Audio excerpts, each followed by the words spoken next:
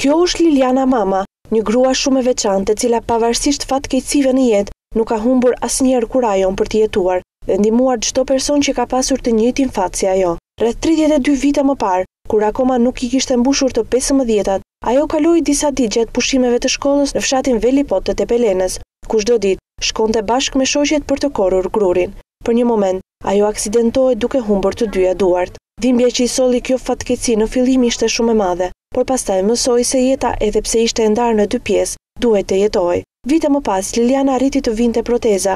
Ato nuk i zëvendësojnë asnjëherë duart, por kjo e ndihmon të vazhdojë aktivitete të ndryshme gjatë ditës. Personi i cili është kujdesur që Lilianës të mos i mungojë asgjë, në mungesë të një kujdestareje të cilën nuk e ka pasur asnjëherë, është motra e saj. Unë kam patur rast të shkoj jashtë shtetit në ortopedi të specializuara, të cilat nuk ekzistojnë në vendin tonë, e të shoh se si të gjymtuarve si ne u jepet mundësia të pajisi me proteza. Protezimi nuk do të na i zvendësoj kur atë që na mungon, por që do të rregulloj pamjen tonë estetike, do të na ndihmoj të mbajmë ekuilibrin. Prandaj u bëj thirrje shtetit shqiptar në radhë të parë, dhe të gjithë atyre që kanë mundësi dhe të dëshirë të na lehtësojnë vuajtjen tonë, që na torturon çdo ditë.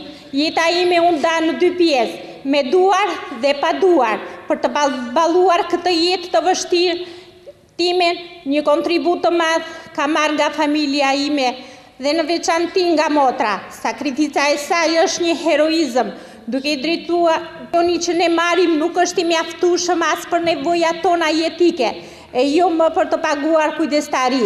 Ashtu kanë qenë dhe janë forcuar në sistemin demokratik, po për ne nuk janë zbatuar akoma. Është momenti për ne të gjithë të gjejmë rrugën e duhur për të përfituar çfarë na takon.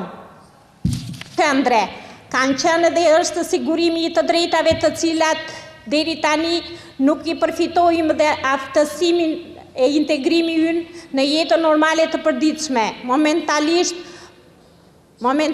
pa aftësive tona fizike u janë shtuar edhe pengesat administrative shtetërore për mjekim protezime të tjera.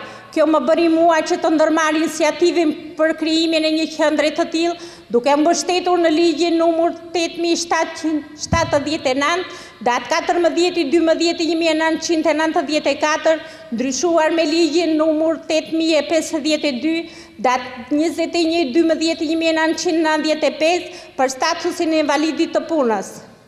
Nuk i plotësojmë tërësisht nevojat tona.